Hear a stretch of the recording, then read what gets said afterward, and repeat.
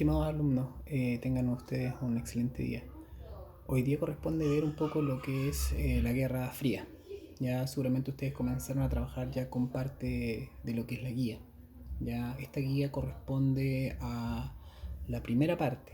Ya son 3 partes en total, puesto que el contenido es extenso. Va de 1946 a 1991. ¿Ya? Ese es el periodo conocido como Guerra Fría. ¿Ya? Algunos autores hablan también que termina en 1989 con la caída del muro de Berlín. Es válido. ¿Ya?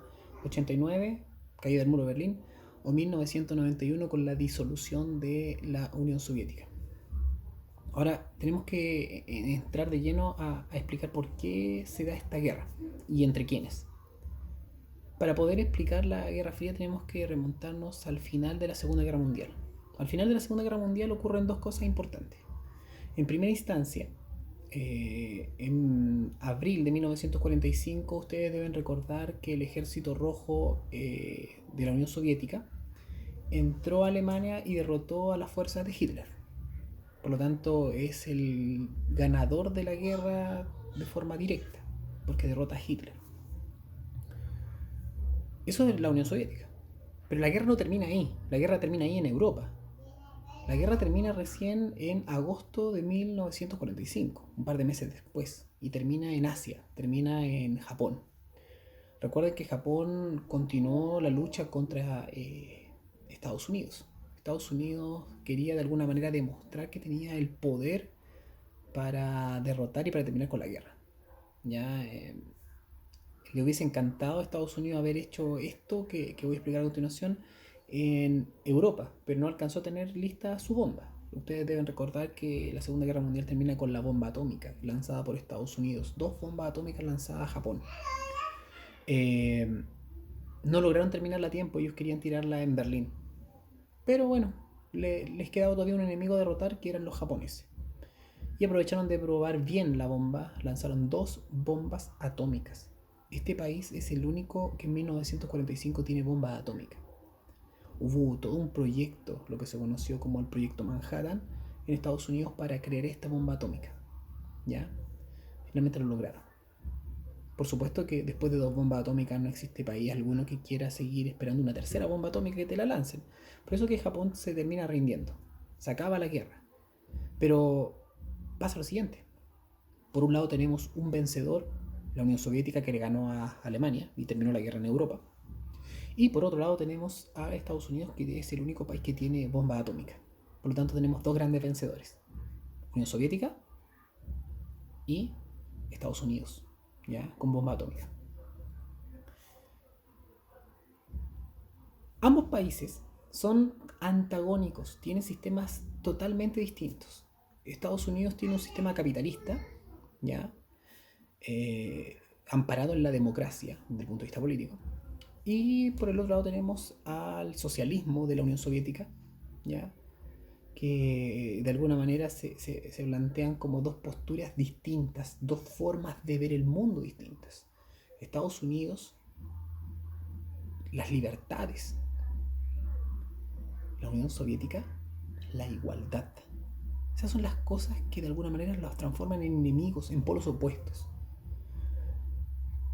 Para la Unión Soviética era imposible enfrentarse directamente a Estados Unidos. ¿Por qué? Porque Estados Unidos tiene bomba atómica. Ahí está la explicación directa. No obstante, apenas termina la Segunda Guerra, los 2 países se van a distanciar, se van a enemistar. ¿Ya? Si bien los 2 ganaron, los 2 países se van a enemistar inmediatamente. ¿Ya? Porque ambos países quieren ser la gran potencia del mundo. No les interesa compartir con el otro, lo que les interesa es predominar. A esto se le va a conocer como bipolaridad, 2 polos. Estados Unidos, la Unión Soviética. Y cada uno de estos quiere de alguna manera, demostrar su poderío, demostrar que tiene más y es mejor que el otro. Algunas características de esta Guerra Fría son principalmente que es un enfrentamiento bipolar no armado. O sea, jamás se enfrentan de forma directa. Y por suerte nunca se enfrentaron de forma directa. ¿Ya? Estados Unidos quiere tener influencia con un grupo de países y la Unión Soviética quiere tener influencia con otro grupo de países. Cada superpotencia quiere tener de alguna manera una zona propia de influencia, sin que el otro se meta ahí. Obviamente esta guerra no es una guerra convencional, no es la típica guerra, no es como la Primera Guerra Mundial, no es como la Segunda Guerra Mundial. Esta es una guerra muy superior, pues de alguna manera se enfrenta también en el ámbito ideológico, donde se trata de ver, por ejemplo, que hay que realizar propaganda hostil al otro, donde aparece el espionaje, donde hay una guerra diplomática, una guerra económica, una guerra deportiva. Sí, como escuchan, una guerra deportiva. Eh, Se enfrentaron en la ciencia. ¿Quién era mejor? ¿Quién llegaba más allá? ¿Quién lograba poder, por ejemplo, llegar a la Luna? Es una carrera espacial. Todo esto está ocurriendo dentro de la Guerra Fría. Lo primero que tenemos que entender es que cada uno de los países quiso tener su propia área de influencia. Y así vemos, por ejemplo, y como ustedes observarán en la guía, que aparece la Guerra Fría en Europa.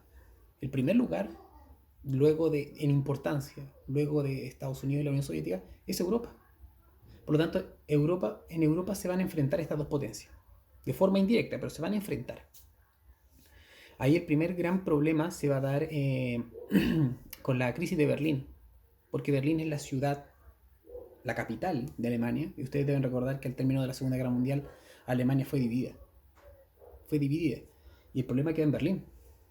De ahí que venga posteriormente este problema de crear un muro de Berlín para separar lo que era perteneciente a la Unión Soviética y lo que era perteneciente al bloque norteamericano. Ahora, en Europa van a ocurrir las siguientes cosas.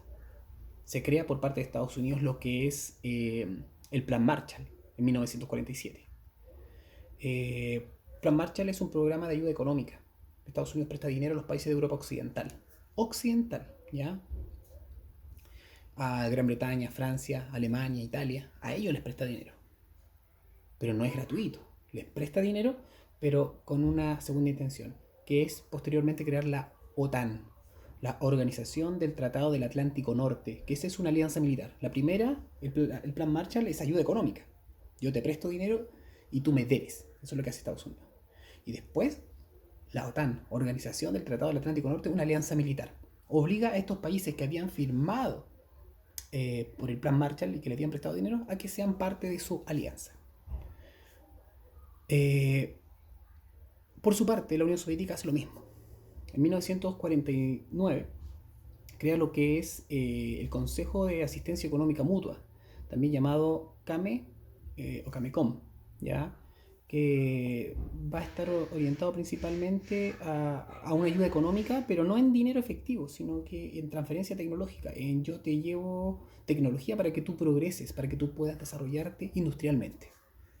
Y obviamente siguiendo los mismos pasos, años después, ya en la década del 50, para ser más específico en 1955, crea el Pacto de Varsovia, la Unión Soviética.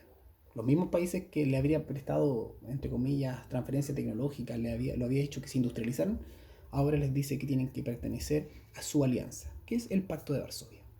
Por lo tanto, si ustedes se dan cuenta, ya Estados Unidos tiene su alianza, que se conoce como Alianza Militar o OTAN, Organización del Tratado del Atlántico Norte, y por su parte, la Unión Soviética tiene la creación del Pacto de Varsovia, ¿ya? Pero el Pacto de Varsovia es en Europa Oriental, la OTAN es en Europa Occidental, ¿ya? Divididos ambos. El límite principal es Alemania y principalmente su ciudad. Por eso que el símbolo posterior de la Guerra Fría es el muro de Berlín. Vemos también, en la guía aparece lo que es la Guerra Fría en Asia. En Asia Oriental ocurren varias cosas, por ejemplo, la Revolución China de 1949, donde el país que tiene mayor población en el mundo, que es China, se transforma en un país comunista, donde aparece Mao Zedong como líder. Ya esto carga la balanza a los socialistas de la Unión Soviética. Vemos también conflictos importantes que ocurren en esta región, como es la Guerra de Corea, donde se divide Corea, en Corea del Norte y Corea del Sur.